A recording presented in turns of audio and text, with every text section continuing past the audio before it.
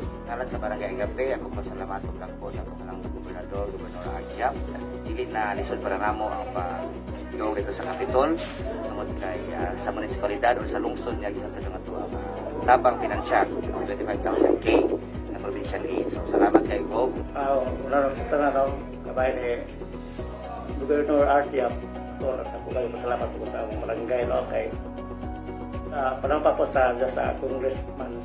Naghan kayo sa diyang ayuda na para mo sa among barangay. Ngayon po pagka-gobernador, kalapit ang kabayan sa provincial aid. Naku kayo ang iyang atag doon. Naku kayo nagkalipay kay 25,000 mo iyang atag. Naku na kayo nagkatabo sa barangay.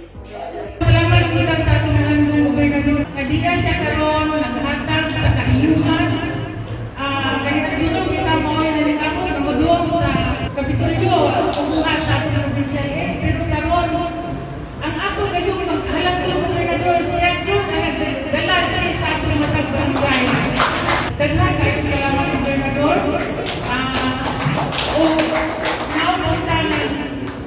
Naapay sunod ng mga kaiyuhan na moabot ka na mo.